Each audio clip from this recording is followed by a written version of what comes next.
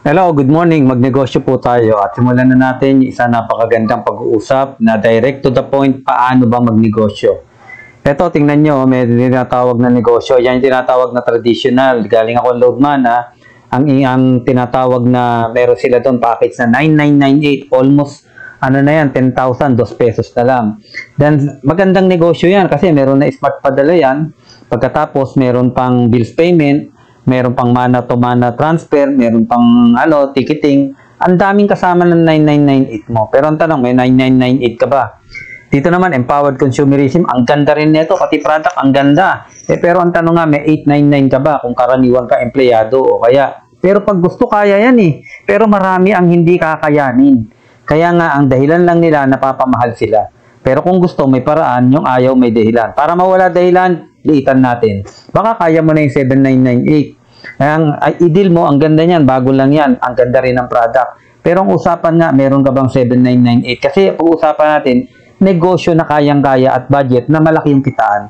Kaya ngayon, the most profitable business in today's economy ay yung tinatawag na Bitcoin. Bakit? Kasi yung Bitcoin, 2009, $5 lang yan, 235 pesos ang sabi, mag-ipon ka lang dahil tataas yan. Pero sino naman ang maniniwala na yan itataas samantalang ang Bitcoin, sabi nga, is next to nothing. Walang halaga yan dati.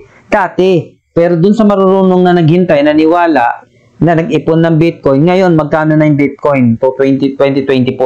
5.3 million na. Ganun lang siya kaganda. Pero mo yung 235 pesos mo, naging 5.3 million. Kung nabalitaan mo yan at naniwala ka, kung nabalitaan ko yan naniwala, bibili ako kahit 10 eh. 2,350 lang, di sana may 53 million na ako ngayon. Ang yaman ko na. Dumating ngayon yung Ethereum naman, yung panibagong coin. Ito, Ethereum. 2015 siya, $2.77. 122 pesos lang. Siyempre, nung meron na akong tinatawag na proof sa Bitcoin, maniniwala na ako lalo dito. Bakit? $2.77, kahit 10 kaya ko bumili niyan, 1,220 lang. Magkano na presyo ngayon? 182,000 ngayon 2024. Ganun kaganda. Excuse me po. Yan. Dahil nga napakaganda, ako'y na-adrenaline just talaga at mga madali dahil ayoko ng matagal na presentation. Meron dumating na naman yung pangalawa, yung pangatlo yung BNB or OPBNB ng Binance. 2017 po lumabas yan.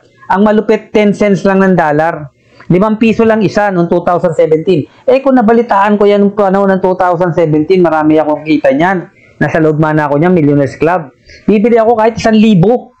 Biruin mo, 5,000 lang yun, 1,000 pirasa. Kung 2024 ngayon, naipon ko 1,000, 37,000 isa. Kung 10, 370,000. Kung 100, 3.7 million. Pero mo, may 37 million ako. Gaano katindi yun? Kaya ang mahalaga lang dito, matutunan natin na may kitaan pala sa Bitcoin na hindi natin nalalaman, may kitaan sa Ethereum na hindi binalita. Eto, meron na naman, huwag ka magpapaiwan. Kaya dito sabi, don't be left behind. Sayang.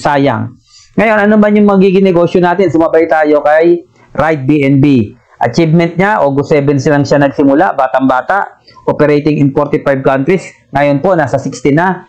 Countless success stories, marami ng kumita at several thousands na rin ang mga top earner.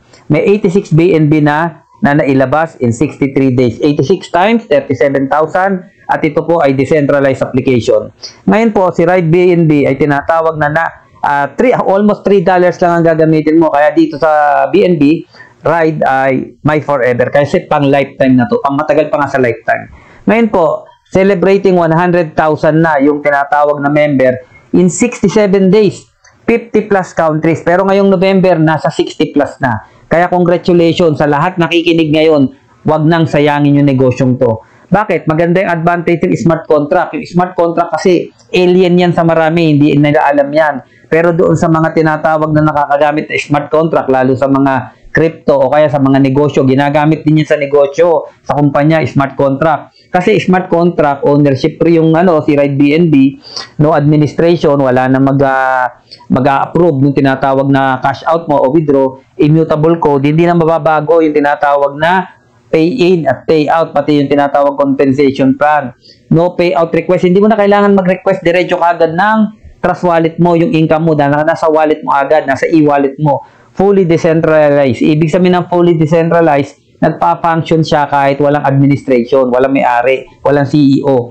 instant payout 24/7 kahit anong oras, madaling araw, hapon, gabi, kahit anong oras. Global reach, kahit nasaan ka, reach ka nito kasi nga internet-based kahit saang parte ka ng mundo basta may internet.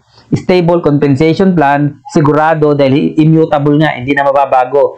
No management control na mahirap. Minsan, ang tagal ma-approve ng pay-in mo. Minsan, kagalit mo pa yung nandun sa may finance. Autonomous separation, ibig sabihin, nag-ooperate to ng self-executing. Runs on OPBNB blockchain, not on centralized servers. Ibig sabihin kasi na centralized, may human intervention.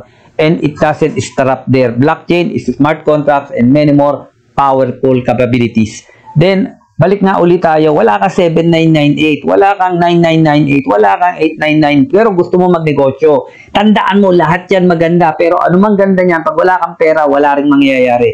Pero ito, subukan mo. Yung tinatawag na si Bitcoin, yung tinatawag na si BNB, yung tinatawag din si Ethereum. Dito po, ginawa na lang package, ginawang tingi-tingi. Paano? Halimbawa ako, tingnan mo 2,600 lang. Wala pa sa kalahati ng 9998, 8998, tsaka 7998. 2,600, magne-negosyo na tayo. Magiging beginner ka, then magra-rank up ka para sa influencer at achiever. Then, ang kagandahan nito, 4 na tao lang ang hahanapin mo na bibili rin. Tandaan mo, yung pinag-usapan natin kanina, bibili lang, bibili. At pagbili, mag-iipon at lalaki yung pera. Then, magiging influencer, achiever. Ang good news dahil 4 yung nabalitaan kong bibili na sila magkakaroon ng pagkakataon sumabay sa magandang mundo ng crypto, magkakaroon ako 1,500. Ano mangyayari pa? May pa-bonus pa ako. May 5,000 pesos pa ako. Doon sa 2,600 na nilabas ko. Ngayon, yung tinatawag na 4 na na-invite ko, ano namang gagawin? Siyempre, hahanap din ng 4 na babalitaan niya, bumili ng BNB. Ano mangyayari? Pag bumili ngayon to,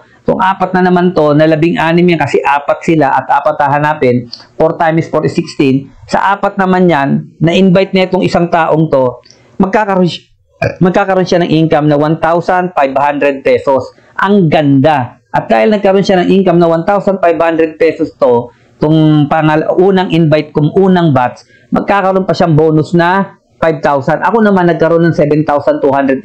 Grabe, 2,600, dalawang batch lang ang nag-invite. Yung invite kong 4, nag-invite ng 4, nagkaroon ako ng 1,500, 7,280 pesos, 5,000. Magkano yan? 13,780. Napakabilis ng pera. Kaya dito, pwede mo namang ulitin ng video. Ang gusto ko lang, maintindihan mo lang, napakaigsi lang yung business. Siyempre, pangalawang batch, mag-i-invite yan ng 4 uli. Siyempre, by 4 yan. 4 times 4, 16 times 4, 32. Kaya ang mangyayari, yung beginner na yan na nagkaroon uli ng rank up ng influencer at achiever, etong pangalawang batch magkakaroon ng 1,500 at ito namang unang batch magkakaroon ng 7,280, may 5,000 pa. Pero siyempre may bonus uling 5,000 itong nag-invite ng 4. Ganun lang, paulit-ulit lang. Kaya yung 4 na yan, nag-invite uli ito ng 4, magkakaroon uli ng 1,500 at 5,000. Napakasimpleng negosyo. Sa 2,600, kumita ka ng magkano? 7 plus 5, 12, 13,780. Saan ka pa? Umuulan. Kaya dito, wag mong iisiping gastos sa negosyo. Hindi nga gastos yan eh. Negosyo, sagot sa problema mo sa gastos. Kaya ikaw, nakikita mo yung pilang yan, ang hirap mag-hanap ng ayuda. Minsan, nilalampasan ka pa, nag-aabang ka na nga. At ang hirap ng maging mahirap. Ang desisyon natin, bakit ka ganyan? Yung desisyon mo kasi yung resulta ng buhay natin ngayon. Kaya kung anong buhay mo ngayon, ikaw ang may dahilan kung bakit ganyan ang buhay mo. Dahil nagdesisyon kang huwag magnegosyo. Ngayon, mag-decide tayo ng tama para may magandang mangyari sa future natin. Ang maganda ito, hindi natin kasalanan ipanganak na mahirap, pero kasalanan na natin kung manatili tayong mahirap. Tama yun eh. Kasi may kakayahan na tayo, may isip ka na. Nakita mo na itong balitan to, ang daling kumita ng pera, hindi ka pa rin nag-decide. Ang tanong, ipapamana pa ba natin kahirapan natin sa ating mga anak? Ang dami-dami ipapamana, kahirapan pa. Kaya dito, crypto ang susi sa pag-unlad. Daming pera niyan, kukurot tayo ha. Siya nga pala, doon sa inaalo ko sa yung 2,600 pesos, ang pwede mong kitain doon ay nasa 888 million. Yes, 888 million. Ang liit lang ng puhunan, 2,600. At ang good news niyan, tayo ang gumagawa ng ating kapalaran sa tulong at awa ng Diyos. Maraming salamat po at uulitin ko, napakaliit lang ng lalabas mong pera, 2,600. May 1,005 ka doon sa unang apat mo at magkakaroon ka ng 7,280. Pag yung unang apat mo nagkaroon ng apat, bakit naman hindi siya magkakaroon ng apat na mababalitaan? Magkakaroon ka pa ng 5,000 na bonus, may 1,500 ka pa. Ang kailangan lang naman bumili. Ito po si August, nagbabalita, napakaganda ng negosyong to.